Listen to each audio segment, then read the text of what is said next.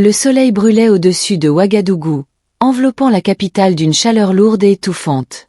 Dans son bureau, au sommet du palais présidentiel, Ibrahim Traoré fixait sans un mot le dossier posé devant lui. Sur la couverture sobre et officielle, 2 mots en lettres capitales résonnaient comme un avertissement silencieux. Dossier Langlais. Depuis plusieurs semaines, des murmures circulaient dans les couloirs du pouvoir. On parlait d'interférences étrangères, de rencontres secrètes entre diplomates et officiers haut gradés, de valises pleines de dollars échangés contre des promesses d'allégeance discrètes.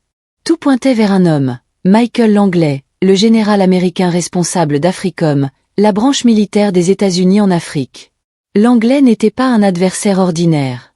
Stratège rusé, il avait su étendre son influence dans plusieurs pays du Sahel, imposant des bases militaires sous couvert de coopération, manipulant des gouvernements affaiblis par la guerre et la pauvreté. Mais avec Ibrahim Traoré, il avait trouvé un obstacle inattendu. Un homme jeune, incorruptible, soutenu par son peuple et prêt à défier l'ordre mondial établi. Assis seul, Traoré relut une fois de plus le rapport confidentiel. Des agents burkinabés infiltrés avaient intercepté une correspondance cryptée. Michael Langlais planifiait une opération psychologique massive pour discréditer son gouvernement et semer la division au Burkina Faso. Des millions de dollars avaient été alloués à cette mission. Traoré ferma les yeux un instant. Il n'était pas surpris. Il savait que son refus de céder aux injonctions étrangères avait un prix. Mais il n'était pas homme à plier. Pas maintenant. Pas jamais. Il appela son aide de camp. Préparez une réponse, dit-il d'une voix calme. Une réponse officielle, Excellence ? Demanda l'officier, inquiet. Non. Pas encore. Pour l'instant, nous allons observer. Et quand le moment viendra, nous frapperons là où ça fait mal. Astérisque astérisque. Les jours suivants, le climat politique devint plus tendu. Des ONG dénoncèrent subitement des violations des droits de l'homme au Burkina Faso. Des médias occidentaux commencèrent à relayer des informations invérifiables sur des exactions de l'armée burkinabé. Des diplomates étrangers s'agitèrent discrètement dans les ambassades. Tout portait la signature invisible de Langlais, semer le doute, isoler le président, préparer le terrain pour un changement de régime. Mais Ibrahim Traoré ne bougea pas. Au contraire, il renforça ses alliances locales, sécurisa ses lignes militaires, et, surtout, il envoya discrètement des émissaires vers d'autres nations africaines pour tisser une toile de solidarité. Astérisque astérisque. Un soir, dans une réunion secrète, il convoqua ses généraux les plus proches. « Ce que nous affrontons n'est pas une simple pression diplomatique, dit-il d'une voix grave. C'est une guerre froide. Une guerre où la vérité est l'arme la plus puissante. Nous devons être prêts à la dire, haut et fort. » Un silence lourd tomba sur l'assemblée. Tous comprenaient ce que cela signifiait. Ils préparaient une riposte non pas militaire, mais politique, morale, historique. Astérisque astérisque. Pendant ce temps, à Stuttgart en Allemagne, où se trouve le quartier général d'Africom, Michael Langlais fulminait. Il ne comprenait pas. Pourquoi Traoré résistait-il? Pourquoi n'entrait-il pas dans le moule comme tant d'autres avant lui? Chaque jour qui passait voyait l'influence américaine s'effriter un peu plus au Sahel. Langlais prit une décision risquée. Il convoqua un sommet régional en Afrique de l'Ouest, sous prétexte de coopération sécuritaire. En réalité, son but était clair, isoler Traoré, le forcer à se soumettre devant ses pairs ou le marginaliser politiquement. Mais ce que Langlais ignorait, c'est que pendant qu'il tissait sa toile, Ibrahim Traoré préparait une bombe diplomatique. Un message brutal. Un message qui allait secouer l'Occident jusqu'à ses fondations. Les avions diplomatiques atterrissaient l'un après l'autre sur le tarmac de la capitale sénégalaise, Dakar. Sous un ciel de plomb, des cortèges officiels défilaient, transportant présidents, ministres de la Défense et chefs d'état-major. Officiellement, ce sommet organisé par les États-Unis et l'Africom devait renforcer la sécurité régionale. Mais dans les coulisses, tout le monde savait que l'objectif réel était tout autre, faire plier Ibrahim Traoré. Dans une salle de conférence luxueuse, baignée de marbre et de drapeaux africains, Michael Langlais avançait d'un pas assuré. Son regard glacial balayait les lieux. Il savait que la majorité des chefs d'État présents lui étaient favorables. Soit parce qu'ils étaient dépendants de l'aide américaine, soit parce qu'ils redoutaient d'être eux aussi ciblés par une campagne de déstabilisation. À son bras, une épaisse liasse de dossiers, des preuves fabriquées, des accusations prêtes à être lâchées contre le Burkina Faso. Tout était planifié. Accuser Traoré de dérive autoritaire, de crimes de guerre imaginaires, le diaboliser devant ses pairs. Jusqu'à ce que son isolement le force à céder. Astérisque astérisque. À l'extérieur, l'ambiance était électrique. Les médias du monde entier s'étaient massés autour du centre de conférence. Certains commentateurs, bien informés, murmuraient déjà que le jeune capitaine de Ouagadougou allait subir une humiliation publique. Dans sa suite d'hôtels, Ibrahim Traoré contemplait la ville depuis la fenêtre. Calme. Concentré. Il savait ce qui l'attendait. Son conseiller militaire entra discrètement. « Excellence, l'Anglais a distribué son rapport à plusieurs délégations. Ils veulent créer un front contre vous. » Traoré sourit légèrement. « Ils veulent me juger ? Parfait. Je leur donnerai un procès. Mais ce sera moi qui poserai les questions. » Astérisque astérisque. Le lendemain, le sommet s'ouvrit sous une chaleur étouffante. L'Anglais monta sur scène le premier, tenant un discours mielleux sur la coopération, la démocratie et la lutte contre le terrorisme. Puis, avec un sourire calculé, il glissa. Malheureusement, certains régimes prennent des initiatives qui menacent la stabilité de toute la région. Il faut agir avec responsabilité. La communauté internationale doit envoyer un signal clair. À peine avait-il terminé que plusieurs chefs d'État, dociles, hochèrent la tête. Certains prirent même la parole pour appeler au respect des droits humains au Burkina Faso, à un retour à l'ordre constitutionnel. Tout se passait comme prévu. Tout, sauf qu'Ibrahim Traoré ne réagissait pas. Assis au premier rang, il écoutait patiemment, les mains croisées, un léger sourire aux lèvres. Il ne montra aucune colère. Aucun signe de faiblesse. Il attendait son heure. Quand enfin on lui donna la parole, la salle retint son souffle. Certains s'attendaient à des excuses. D'autres à des justifications confuses. Mais ce qu'ils entendirent dépassa toutes les attentes. Traoré se leva, droit, fier, et s'approcha du pupitre. Son regard embrassa la salle. Sa voix résonna, claire, puissante. « Mes frères, mes sœurs. Je suis venu ici pour répondre, non pas aux accusations d'un empire en déclin, mais pour rappeler à chacun de vous une vérité simple. L'Afrique n'est pas à vendre. » Un frisson parcourut l'assemblée. Il continua. Depuis des décennies, nous nous asseyons à des tables dressées par d'autres. On nous invite, on nous flatte, et en échange, on nous vole nos ressources, on divise nos peuples, on assassine nos leaders. Aujourd'hui, parce que le Burkina Faso a décidé de marcher debout, sans tuteur, on veut nous punir. Est-ce cela votre définition de la coopération ? Est-ce cela votre conception de l'amitié ? Dans un silence de cathédrale, il sortit de sa veste un document. C'était un extrait des câbles secrets interceptés, la preuve des tentatives d'infiltration et de sabotage orchestrées par Africom. Il le brandit sous les caméras. Voici la véritable menace à notre souveraineté. Ce ne sont pas nos peuples en quête de dignité. Ce sont ceux qui, dans l'ombre, manipulent, corrompent, détruisent. La salle explosa en murmures. Les chefs d'État se regardaient, déstabilisés. Michael Langlais, blême, tenta d'intervenir. Mais Traoré leva la main, imposant le silence. Il conclut. Ceux qui se couchent aujourd'hui ne récolteront demain que la honte et la ruine. Quant au Burkina Faso, nous avons choisi de vivre libres. Et ceux qui voudront nous en empêcher découvriront que l'Afrique n'est plus un terrain de chasse. Sous une pluie d'applaudissements, Traoré descendit de la scène, laissant derrière lui un Langlais figé, humilié, démasqué devant toute l'Afrique. Ce jour-là, une faille s'ouvrit dans l'ordre mondial établi. Et une voix nouvelle, venue du cœur du Sahel, résonna jusque dans les couloirs glacés de Washington. Le message était clair. L'Afrique nouvelle était en marche. Quelques heures après son discours historique, Ibrahim Traoré rentra discrètement dans sa suite d'hôtels. Autour de lui, son équipe était en ébullition. Les réseaux sociaux explosaient, les chaînes de télévision du monde entier diffusaient son intervention en boucle. Mais Traoré n'était pas encore satisfait. Il savait que le combat ne faisait que commencer. Il s'assit devant son bureau, prit un papier vierge, un stylo noir, et commença à écrire. Pas un communiqué officiel. Pas un discours diplomatique. Non. Une lettre.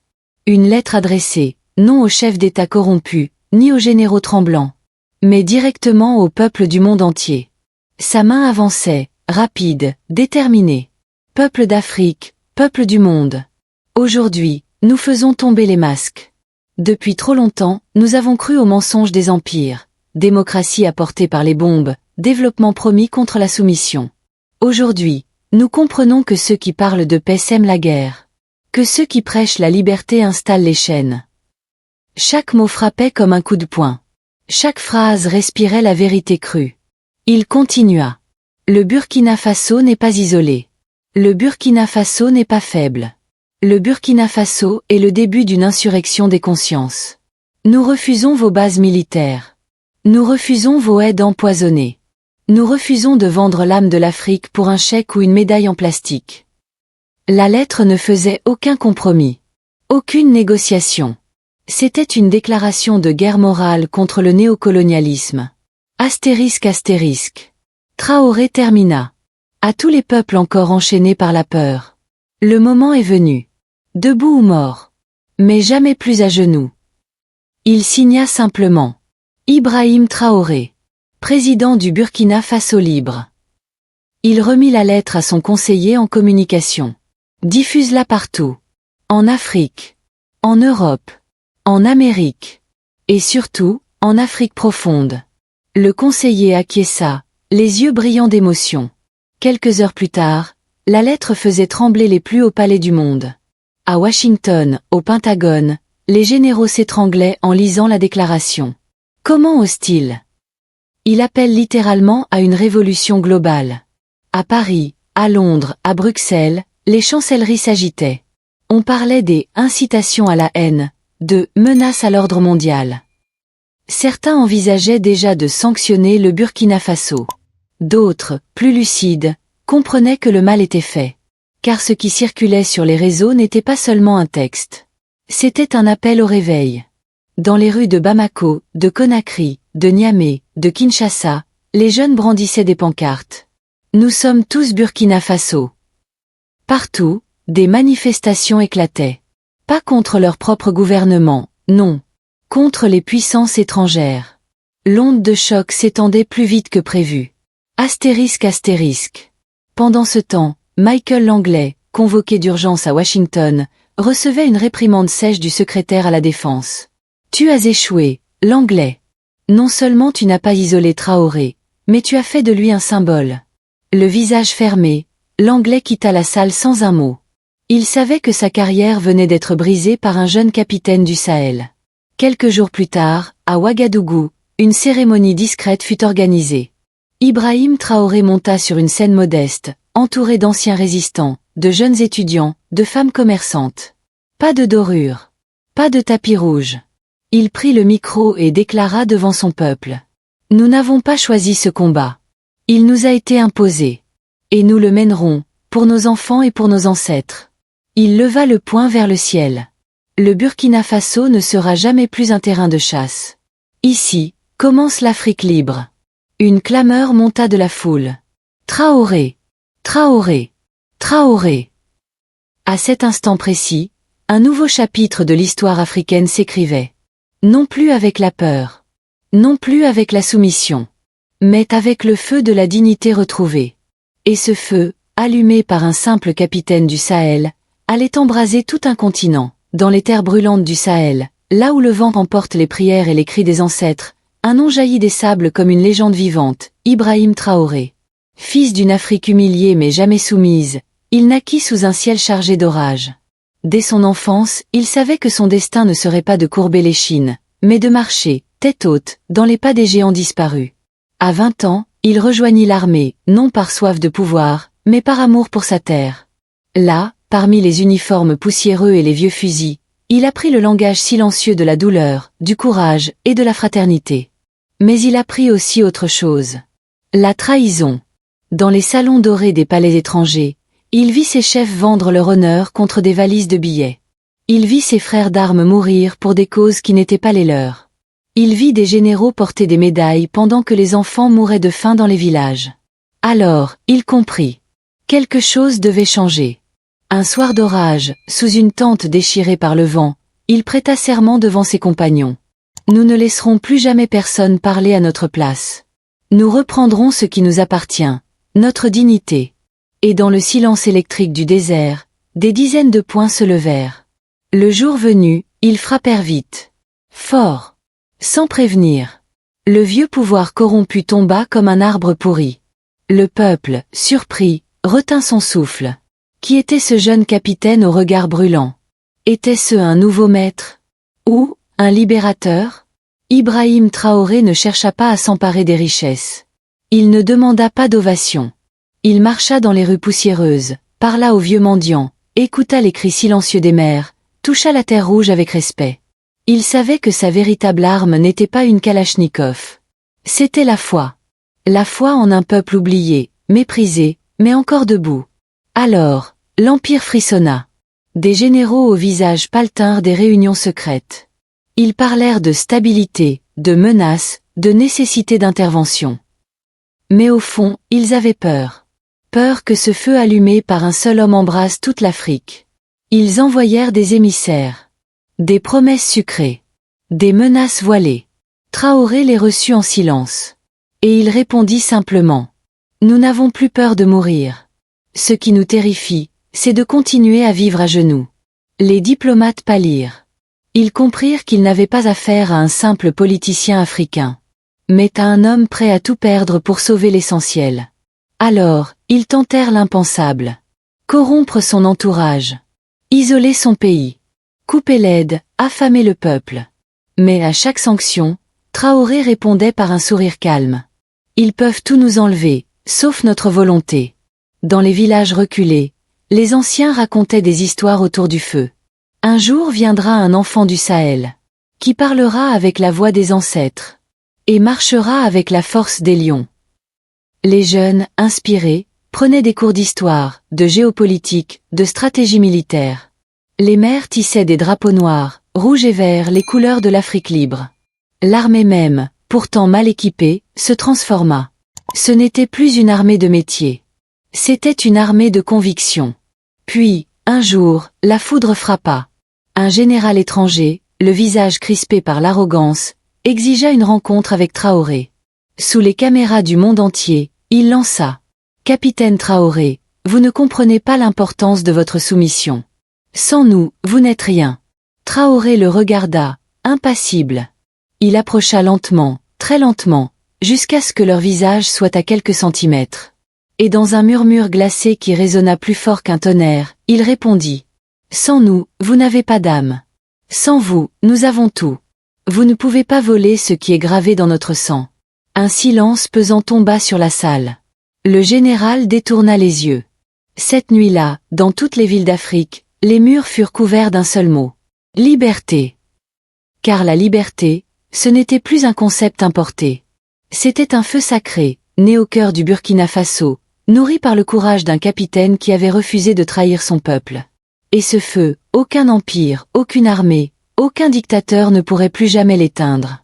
Ibrahim Traoré n'était pas seulement un homme. Il était devenu une légende. Et les légendes, elles ne meurent jamais.